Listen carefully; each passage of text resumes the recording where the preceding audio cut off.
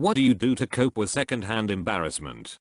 Pause the thing I'm watching, skip forward until I've gone past the cringy bit. If that's not an option, leave the room, or grab my phone. If that's not an option, I assume the fetal position, with my face pressed into my knees and my hands covering my ears. Alternatively, if it's something someone's saying, and I can't leave, I just rock back and forth, running my hands over my face, while making rapid affirmative noises. Yep. Yes.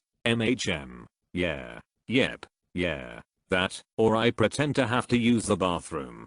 Let out a noise akin to a dying whale, mixed with the squawk of an angry parrot, and curl up into a ball on the floor whilst wriggling like a caterpillar to escape. I think they teach this in yoga. They do. It's the collapsed cringe pose. It's difficult to reproduce the instinctual sound without the presence of its natural trigger, so it's considered an advanced asana.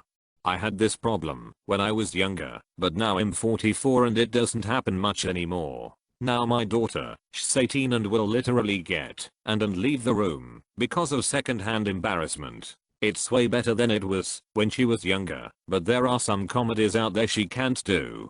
If it's SHE from a live situation, like with a friend or something, I'll wait, watch, and try to help. If I can, keeping a neutral face and tone helps a lot with diffusing that. If it's like a show movie, I'll either try to skip that part or tough it out. Sometimes I catch myself looking away reflexively. If it's because of parents, realize they weren't trying to embarrass you, and most likely just love you and want to praise you, spend time with you, so the embarrassment is suppressed, because quality time with parents is a good thing, and you never know when you just won't have them around anymore. Pause the cringy movie episode we are watching and bury my face into the couch bed. I like Netflix because I can skip 30 seconds to get past it. I misread that as bury my face in the crotch and was only mildly surprised. I will just pretend it's not happening. Like when my cousin showed up to my grandma's funeral, hands and feet cuffed, wearing his orange pajamas. The worst part was he had to pretend he was sorrowful. He was just so fucky that day. Shut down and focus on the inside of my mind. Suddenly all the thoughts I didn't think were important all of a sudden become important, just so I don't have to be in that embarrassing moment. In real life, try to diffuse the situation, validate whoever is embarrassed, TV or movies. Try to laugh. If that doesn't work, hiding behind pillows works. I just feel compassion for them and try to find something positive to say, or to say nothing at all and discreetly move on. Experienced a whole lot of this while watching Steven Suptic's brilliant 4-episode series Antisocial. Squirming. I've a terrible panic wanking problem, but as my therapist said, even a dysfunctional coping mechanism is a coping mechanism. I don't need to worry about secondhand embarrassment. I can embarrass myself all on my own. Thank you very much.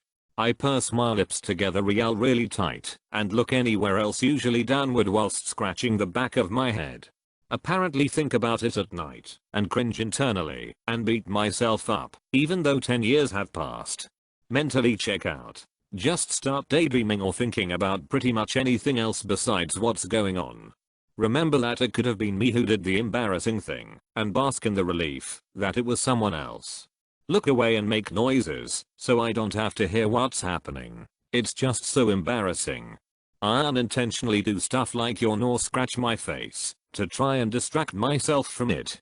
Life's way too short for any type of embarrassment. Just go out and own your life. I detach myself from whatever is causing that embarrassment by slowly backing away. I just kinda look away and use the "if I can't see it then it doesn't exist" mentality. I make up excuses in my head as to why it may not be as embarrassing as it seems. Squirm silently in my chair thinking why that person just put herself through that. Top it with first hand. If you're going to take the shame, it better come from within you. I close my eyes, scrunch my nose and awkwardly laugh until the pain is over. Hide my face without making it obvious I'm trying to hide my face. Cover my face, laugh, or walk away, sometimes all three. I think to myself that I will laugh at this a few years later. I don't worry about it. The joys of nearing middle age. It's easiest to laugh it off, so I point and laugh. I just stand there with wide eyes and turn very red. Continue to hold on to the hope that it will be over soon. Leave the situation. Out of sight out of mind lol. Thanos has the perfect answer. I don't even know who you are. Desperately try to stop it from happening and or hide. I usually reassure and do what I can to help. Stop watching people singing the national anthem. I don't cope. I just sit there and suffer. Quietly, preferably in a dark corner. Dun dun dun dun dun dun dun dun dun run. Be glad you're not feeling firsthand. Scream into a pillow as hard as you can. Fight or flight classic technique. What is secondhand embarrassment? Don't watch things that contain it. Force myself to sit through it. Convert it into schadenfreude.